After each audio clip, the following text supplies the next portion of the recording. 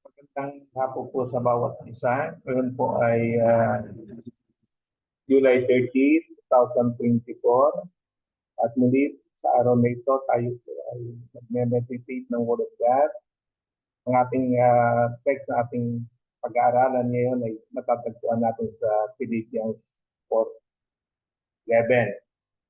At ang sinasabi ng Word of God ay ganito, "Not that I speak in respect of one, for I have learned in whatsoever state I am therewith to be content." So very obvious ang ating lesson. Ang lesson natin ay nakasentro sa tinatawag nating contentment. So sa ating lipunan na ating ginagalawan ay puno ng tinatawag nating discontented ang tao. Ang sabi ng iba ay gusto ko ng mabuting trabaho, maayos na kasahod at maayos na boss. Yung iba ay gusto ng better relationship, magkaroon ng better car, at hindi satisfied sa mga bagay. Walang contentment, no? At nainggit sila doon sa meron, doon sa mga bagay na hindi nila na-attain at na-accumulate sa kanilang mga buhay.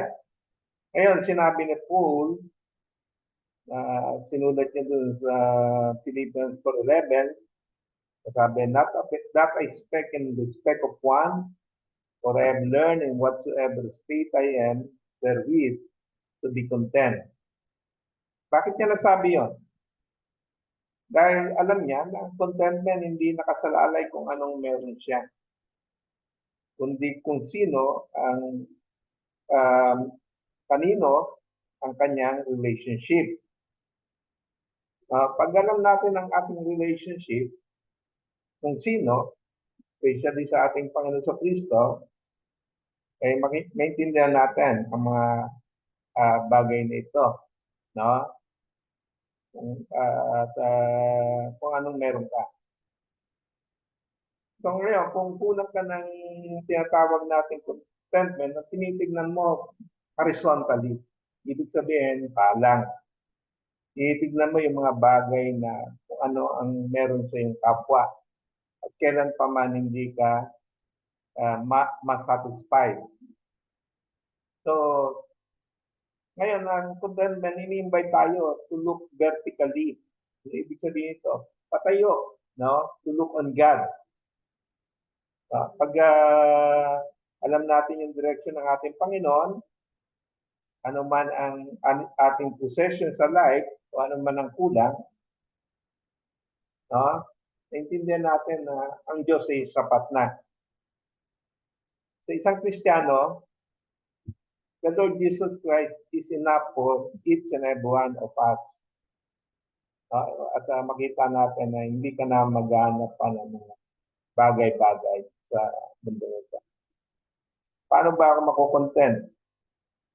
At alam mo, sinabi ni Paul ay ganito, I know both how to be abased and I know how to be abound. Everywhere, in all things, I am instructed to be full and to be hungry, both to abound and to suffer needs.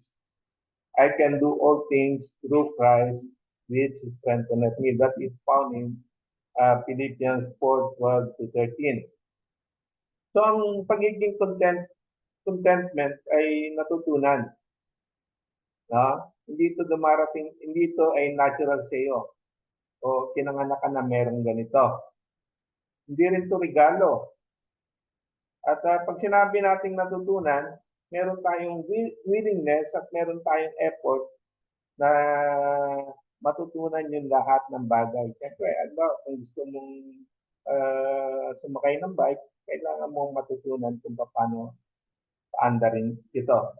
So the same thing with contentment. It must be learned. Bawa, kung hindi dumating yung hindi nagkatotoo yung panaginip, at kung ang situation hindi nagbabago, are you happy? Kung hindi, then nandun ka sa punto ng iyong buhay na ikaw ay diskontento. Saan ba nanggagaling yung tinatawag nating contentment? Ngayon ay hindi natin pwedeng i-prepare sa ating mga buhay na lahat ng bagay right kung hindi naman ganon. Ang contentment ay it displays when we experience peace sa ating buhay from knowing God. Siya ay bigger than any problems that we have. At He works out for our own good. Nakita natin, ang contentment nagtutumot ng kagalakan sa ating mga puso. Dahil alam natin ang Diyos ay hindi nagbabago. Ang contentment hindi ito based doon sa external circumstances. Kundi ito ay masusumpungan natin sa kaloob-looban ng ating mga puso. It comes from deep within our heart. So, ano ba ang sikreto? Paano ka magiging kontento sa buhay nito? Just remember what the Lord Jesus Christ did on the cross. Yan ang ating makita. Sabi niya doon sa Philippians 1:21, for to me to live is Christ and to die is gain. Ang cornerstone ng pagiging kontento ay nakasalalay doon sa cross. Ano ba ang ginawa ng ating Panginoon doon sa cross? On the cross, pinalaya tayo ng Diyos ang tanikalan ng kasalanan. Dahil sa cross na yan, ay nagkaroon ka ng pag-asa ng buhay na wala hanggan. At makita natin na we are freed from our sin and salvation is secured by the Lord Jesus Christ. At dahil sa cross na yan, ay nakita natin we have friendship with the Lord Jesus Christ. Ang pagkaibigan natin sa Diyos ay naging posible. At makita natin, because of the cross, our future is in heaven is guaranteed. Tiyak ang ating paroroonan sakaling bawian tayo ng hiram natin buhay. So, secured everything. Yung bagay na yun, malalaking bagay. Yung ginawa ng ating Panginoon. Ngayon, yung problema mo maliit Di ba? Madaling bagay lang yan, Kung ang Panginoon ginawa niya yung mga malalaking bagay para sa iyo, para ikaw ay magkaroon ng katubusan sa iyong mga pagkakasala, then the Lord is just enough sa ating mga life. Ayaw sa ating mga buhay, kung wala kang contentment sa iyong life, masusumpungan mo lang ang contentment na yan the moment that you come to the point sa iyong life na kilalanin mo ang Panginoon sa Kristo bilang Panginoon tagapagligtas. And that is the real secret of contentment sa life na ito.